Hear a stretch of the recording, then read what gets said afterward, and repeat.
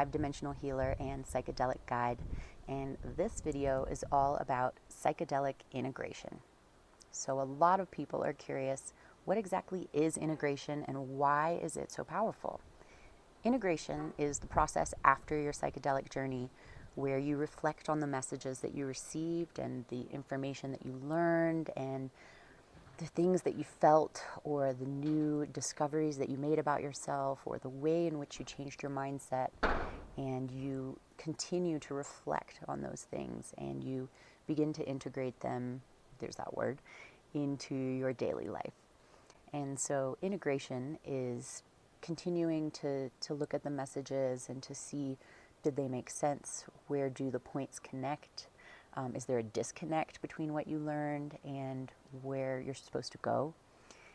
For example, I recently did my second Bufo ceremony, and it was a really challenging ceremony for me. What made it so challenging was that I went into it completely with my analytical mind running the show. And that is just absolutely the wrong way to approach a ceremony, which I had completely forgotten, even in all of my experience. I knew that there was something that I wanted to achieve while I was in that space, and I was very focused on having the words to achieve it while I was there and to bring those messages back to be able to share with everyone. And so my journey was just challenging and complicated, and I kept coming out of the medicine and reflecting on, oh shit, I fucked it up. I didn't sit as present as I would like to. I didn't surrender. And my major message that came through was surrender. And even when you are a facilitator yourself, like I am, that it can still be hard sometimes to surrender because there's something else we wanted to achieve.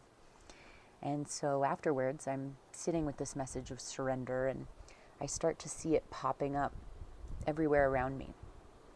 I start reading a book called Becoming, and this couple is talking about surrendering into who they are and their authenticity, and how that allowed them to show up together and be a couple together at a very quick speed, and what that meant to surrender to their plan, like the universe has for them.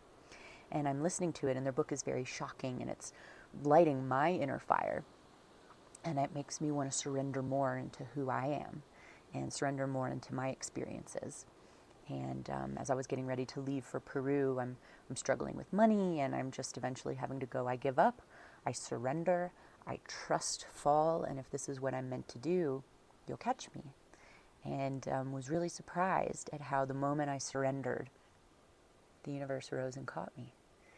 And it was a beautiful reminder. And so I'm sort of sitting with these lessons, and the week after and being like, okay, surrender, I got it now. I got to surrender for the next Bufo ceremony. And then I'm looking at my schedule for Peru, and I'm trying to find all the places that I can fit in work while I'm there and tell people I'm available to take a call or, work with my assistant. And it occurred to me that now I'm approaching Peru without the idea of surrendering. And I'm like, oh my God, the epiphany I had was that this Bufo ceremony, about a week and a half in advance, brought up the message of surrender for me to focus on it and be able to now go on this month-long journey in Peru that's incredibly spiritual and hopefully up-leveling for me, and to go at it now with this surrender instead. And now, instead of doing work on my trip, I'm trying to get it all done at the beginning. Everyone has their plans in place. Everything's pre-programmed to post and schedule, to post on schedule. And now I can just surrender in Peru. And so that was my integration process around my challenging Bufo ceremony.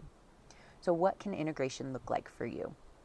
Especially with challenging ceremonies, there can be a lot to think about afterwards. You may feel sad, you may feel disconnected, you may feel happy. You may feel like your head is in the clouds. A great thing to do is earthing. Earthing is the act of getting your body connected with the land. So that's bare feet on the grass, on the sand, on the dirt, in the woods, with your bare feet connecting and taking in those electrons from the earth. They're very grounding for us. Especially spending time in nature in general is a great way to integrate after. Kind of helps you re-see the beauty in life and the world around you. Another great thing for integration is meditation.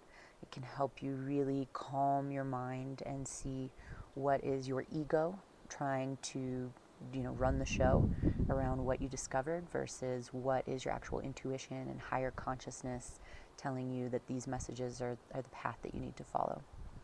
A third great thing to do is journaling, really getting those thoughts out and seeing, once they're on paper, do they make sense? What did you learn? What are you taking away with you that you can use later on? For instance, in the book Becoming, the author Azria, she talks about her first ayahuasca ceremony as an actress in Los Angeles. She had this vision of her being a transformational coach to these powerful CEOs and helping people heal on a powerful level so that they can trickle down and really help the world from the top down. And she walked away going, how do I connect where I'm at now to there? And so her integration process was figuring out what those next steps were for that journey. For me, integration really involves self-reflection. So spending some time alone to think about what came up and to dig some of those layers back. There was another time I was working on my relationship with my dad, and all I did was just start crying. And there were no messages that came up, but it was just like this flood of emotion, crying.